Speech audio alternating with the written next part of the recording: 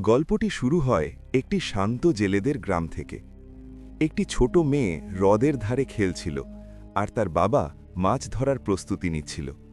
সে তার জাল নিয়ে পানিতে নেমে পড়ল। মেয়েটি কাঁদতে লাগল, কারণ তার খুব খারাপ লাগছিল যে তার বাবা পানিতে কাজ করতে যাচ্ছে এবং তাকে একা তীরে রেখে যাচ্ছে। তাই বাবা পানি থেকে উঠে এসে তার সঙ্গে খেলতে বসে গেল। সে মজার মুখভঙ্গি করল, হাস্যকর আচরণ করল, আর মেয়েটি হাসতে লাগল ও খুশি হয়ে গেল। হঠাৎ করেই বাবা পানিতে কাঁপতে লাগল। নিচ থেকে কোনো কিছু তাকে টানছিল, গভীর জলে টেনে নিয়ে যাচ্ছিল। মেয়েটি তখনও হাসছিল, ভাবছিল বাবা মজা করছে। সে বুঝতেই পারেনি যে তার বাবা সত্যি বিপদে আছে। আর তারপর সে পুরোপুরি অদৃশ্য হয়ে গেল, শুধু রক্ত ভেসে উঠল পানির ওপর। গ্রামবাসীরা ভাবল ওই মানুষটিকে নদীর দানব খেয়ে ফেলেছে। তারা টাকা সংগ্রহ করে এক তাওবাদী পুরোহিতকে ডেকে আনল দানব তাড়ানোর জন্য। তার মন্ত্র দিয়ে পুরোহিত একটি বড় দানব ম্যান্টা মাছ ধরে ফেলল এবং দাবি করল বিপদ শেষ। কিন্তু এক তরুণ দানব শিকারী সুয়ান জ্যাং সেখান দিয়ে যাচ্ছিল এবং অনুভব করল যে এখনও অশুভ শক্তি রয়ে গেছে। সে গ্রামবাসীদের সতর্ক করল যে ওই বড় মাছটাই আসল দানব নয় এবং পানির বিপদ এখনও শেষ হয়নি। কিন্তু গ্রামবাসীরা সেই অহংকারী পুরোহিতের কথায় উত্তেজিত হয়ে তার কথা শুনতে রাজি হল না। বরং তারা সুয়ান জ্যাংয়ের উপর রেগে গেল, তাকে মারধর করল এবং শাস্তি হিসেবে গ্রামের চত্বরে ঝুলিয়ে বেঁধে দিল। ভেবে নিল যে এখন নদী নিরাপদ, গ্রামবাসীরা সবাই সাঁতার কাটতে চলে গেল। কিন্তু খুব দ্রুত তাদের আনন্দ শেষ হয়ে গেল। আসল নদীর দানব হঠাৎ এসে এক নারীকে পুরো গিলে ফেলল। গ্রামবাসীরা আতঙ্কিত হয়ে এদিক ওদিক ছুটতে লাগল। তারা ভাবল পানি থেকে দূরে থাকলে নিরাপদ থাকবে, কিন্তু তারা ভুল ছিল। দানবটি তার লম্বা জিহ্বা বের করে তাদের শিকার করতে লাগল। মেয়েটি তার মায়ের কাছে দৌড়াতে চেষ্টা করল, কিন্তু দানবের জিহ্বা তাকে পেঁচিয়ে ধরল। গ্রামবাসীরা পুরো শক্তি দিয়ে টান দিল এবং শেষ পর্যন্ত জিহ্বাটি কেটে ফেলল। মেয়েটিকে টেনে এনে একটি সেতুর কাছে পৌঁছানো হলো, কিন্তু পরক্ষণেই নদীর দানব পানির ভেতর থেকে লাফিয়ে উঠে তাকে পুরো গিলে ফেলল। তার মা পাগল হয়ে গেল। মেয়েকে বাঁচাতে সে পানিতে ঝাঁপিয়ে পড়ল। এই সময় সুয়ান জাং তার বাঁধন কাটছিল, মুক্ত হবার চেষ্টা করছিল। পানির নিচে মা ভয়ে জমে গেল যখন সে দানবের সামনে এসে পড়ল। দানবটি তাকে রাগে ঘৃণা ভরে তাকিয়ে দেখছিল। মা কাঁদতে কাঁদতে মিনতি করল যেন তার শিশুকে ফিরিয়ে দেয়, কিন্তু দানব শুনল না এবং তাকেও গিলে ফেলল। এরপর নদীর দানব আশেপাশের ভবনগুলো ভাঙতে লাগল, ফলে গ্রামবাসীরা ভারসাম্য হারিয়ে নদীর দিকে পিছলে যেতে লাগল। একটি শিশু নদীর দিকে পড়ে যাচ্ছিল। ঠিক তখনই সুয়ান জাং মুক্ত হয়ে গেল। সে সেতুর ওপর ঝাঁপ দিল, তারপর ভাসমান কাঠের উপর লাফিয়ে শিশুটিকে পড়ে যাওয়ার আগেই ধরে ফেলল। যখনই সুয়ান জাং শিশুটিকে কোলে তুলে ধরেছিল, নদীর দানব আবার ফিরে এলো। দানবের ভারী শরীরের সুযোগ নিয়ে সুয়ান জাং শেষ মুহূর্তে শিশুটিকে নিয়ে দৌড়ে পালিয়ে যায়। দানবটি কাঠের গুঁড়িতে আটকে পড়ে এবং সুয়ান জাং দাফ দিয়ে নিরাপদ স্থানে পৌঁছে যায়। সে শিশুটিকে তার মায়ের কাছে ফিরিয়ে দেয়। ঠিক সেই সময় ভীতু পুরোহিতটি ভিড়ের মধ্যে লুকিয়েছিল। হঠাৎ একটি বিশাল মোটা নারী আতঙ্কে ছুটে পালাতে লাগল। তার ওজন প্রতিটি পদক্ষেপে ভূমিকম্পের মতো মাটি কাঁপিয়ে তুলছিল। অবশেষে সে লাফ দিয়ে নদীর দানবের উপর গিয়ে পড়ল। এতে দানবটি কাঠ থেকে বাতাসে ছিটকে উঠল। দানবটি জোরে দৌড়ানো পুরোহিতের উপর গিয়ে পড়ে। পানি থেকে বাইরে আসতেই নদীর দানব দ্রুত দুর্বল হয়ে পড়ল এবং মরতে লাগল। হঠাৎ সে এক সাধারণ যুবকে রূপান্তরিত হল। বিনা দেরিতে সুহান জাং তার গুরু প্রদত্ত বিশ্বাসযোগ্য ৩০০ নার্সারি রাইমস বইটি বের করল, যা দানবদের নিয়ন্ত্রণ করার জন্য দেওয়া হয়েছিল। সে গম্ভীরভাবে একটি শিশুদের ঘুম পাড়ানি গান গাইতে লাগল, আশা করছিল দানবের ভেতরের ভালো প্রকৃতি জেগে উঠবে। কিন্তু সেই নিষ্পাপ গান কোনো প্রভাব ফেলল না, বরং দানব রাগে চিৎকার করে সরাসরি সুহান জাংয়ের উপর ঝাঁপিয়ে পড়ল। শেষ মুহূর্তে এক দক্ষ নারী দানব শিকারী সামনে এসে দাঁড়াল। সে ছিল মিস দুভান। হাতে তার জাদুকরী অস্ত্র, অনন্ত উড়ন্ত রিং। এক ঝটকা আক্রমণে সে নদীর দানবকে ফাঁদে ফেলল এবং একটি পুতুলের মতো বস্তুতে বন্দী করে দিল। গ্রামবাসীরা মৃত্যুর হাত থেকে বেঁচে হাঁটু গেড়ে বসে মিস দুভানকে ধন্যবাদ জানাল। তারা তাকে নায়িকা বলে ডাকল। কিন্তু মিস দুভানের সুহান জাংয়ের বোকামি পদ্ধতির প্রতি কোনো ধৈর্য ছিল না। সে খোলাখুলি তাকে উপহাস করল, বলল নার্সারি রাইম দিয়ে দানব মারার চেষ্টা করা তাদের পেশার অপমান। এই ঘটনার পর সুহানজাং ভাঙা আত্মবিশ্বাস নিয়ে তার গুরুর কাছে ফিরে গেল। তার লজ্জা হচ্ছিল যে দানব শিকারী হয়েও সে গ্রামবাসীদের রক্ষা করতে পারেনি। তার বৃদ্ধ জ্ঞানী গুরু শান্তভাবে তাকে তাদের সম্প্রদায়ের মূল বিশ্বাস মনে করিয়ে দিল। দানব শিকারের উদ্দেশ্য দানব হত্যা নয়, বরং তাদের হৃদয়ের অন্ধকার মুছে দিয়ে ভালো পথে ফিরিয়ে আনা।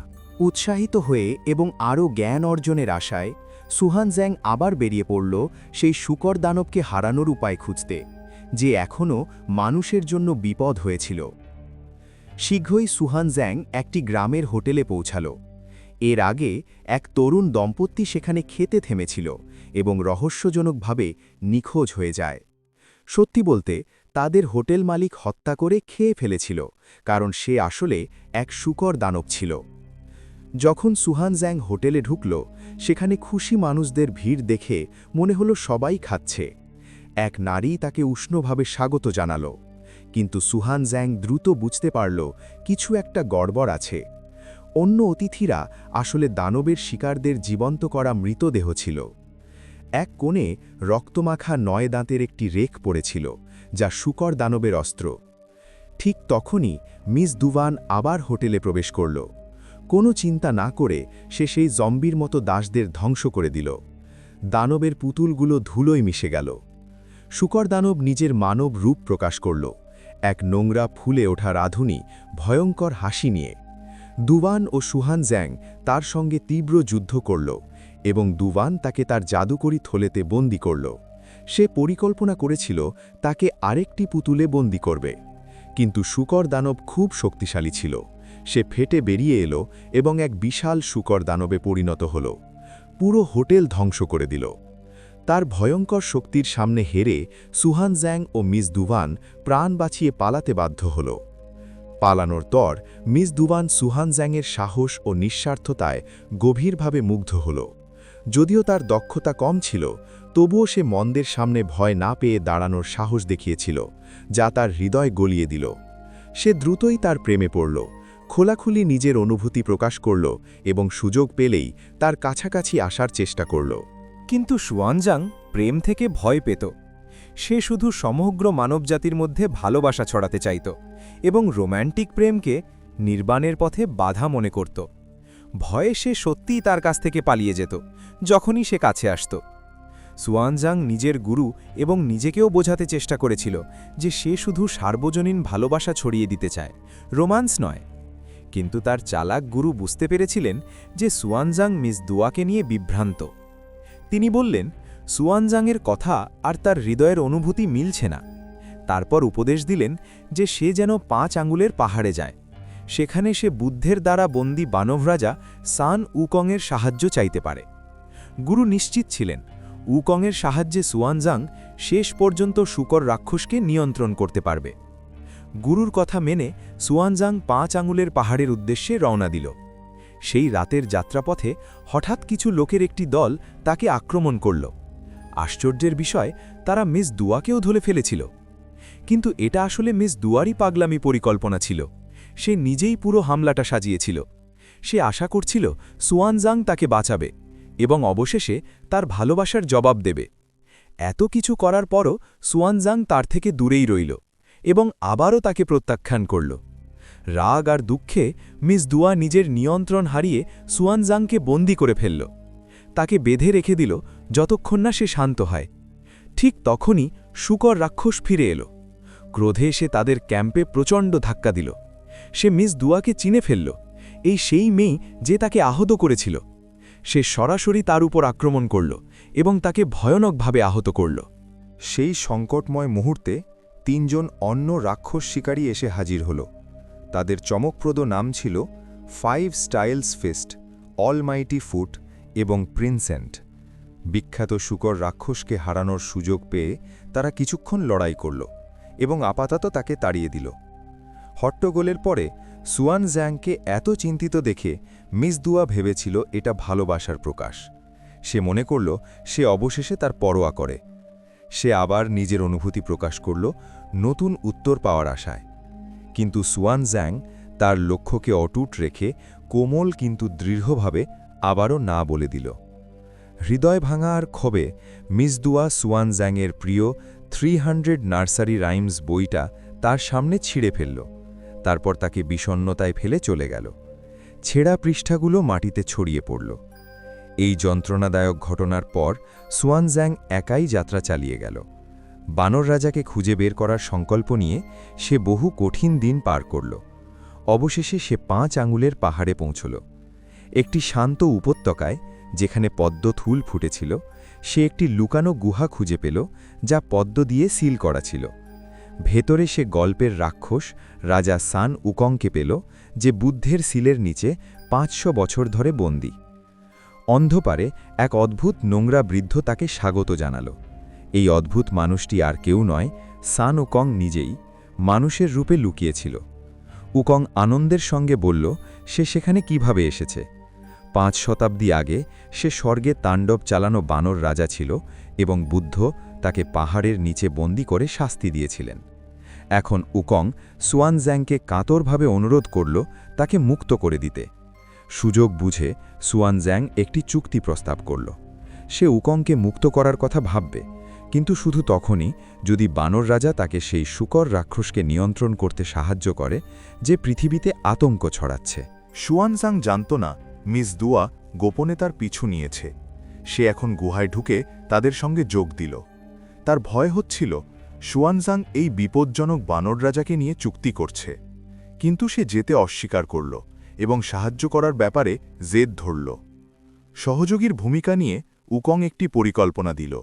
যেহেতু শূকর রাক্ষস তার আগের জীবনে কামনায় পাগল ছিল, তাই মিস দুয়া তার বিশেষ নাচ দিয়ে তাকে প্রলুব্ধ করতে পারে। এক মুহূর্ত দেরি না করে মিস দুয়া চাঁদের আলোয় এক আকর্ষণীয় নাচ ও গান শুরু করল। আশা করল রাক্ষস বেরিয়ে আসবে। পরিকল্পনা সফল হল। নাচ গানে আকৃষ্ট হয়ে শূকর রাক্ষস বেরিয়ে এলো। ঠিক তখনই উকং তার শক্তি ছাড়ল এবং সহজেই তাকে মারধর করে পরাজিত করল। কয়েক মুহূর্তের মধ্যেই মিস দুয়া তার জাদুর থলে বের করল এবং দুর্বল রাক্ষসকে ধরে ফেলল। তাকে ছোট একটি পুতুলের মধ্যে বন্দী করে দিল, ঠিক যেমন জল রাক্ষসের ক্ষেত্রে হয়েছিল। মিস দুয়া আনন্দে লাফিয়ে উঠল। সে 2টি পুতুলই সুয়ানজাংকে উপহার দিল। তারপর লজ্জায় নিজের আংটি থেকে সোনার আংটি খুলে সুয়ানজাংকে দিল। এটা ছিল এক বিয়ের প্রস্তাব। সে সেই নার্সারি রাইমস বইটাও বের করল, যা সে ছিঁড়েছিল, কিন্তু পরে পরিশ্রম করে আবার জোড়া লাগিয়েছে।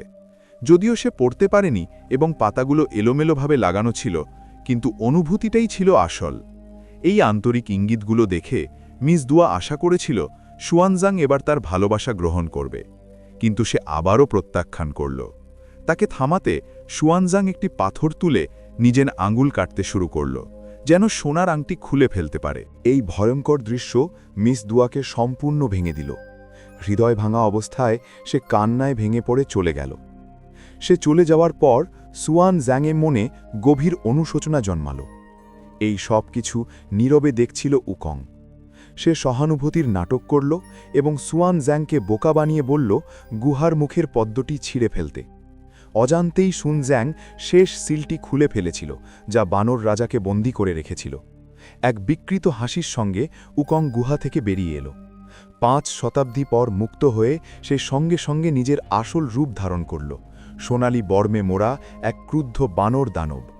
সুনজ্যাং ভয় পেয়ে চিৎকার করে বলল, গুহার বাইরে বের হলেও উকং কখনোই বুদ্ধের হাত থেকে পালাতে পারবে না। বুদ্ধের নাম শুনেই উকং আরও ক্ষিপ্ত হয়ে উঠল। এক প্রচণ্ড আঘাতে সে সুনজ্যাংকে ছুঁড়ে ফেলল। তাকে মারাত্মক আহত অবস্থায় ফেলে দিল, কাশতে কাশতে রক্ত থুকতে লাগল। তারপর উকং সুনজ্যাংয়ের চুল ধরে একেবারে গোড়া থেকে ছিঁড়ে ফেলল। মাথার উপরের সব চুল উপড়ে দিল। মুহূর্তের মধ্যেই সুনজ্যাং মাটিতে পড়ে রইল, রক্তাক্ত আর টাক, যেন এক আহত ভিক্ষু।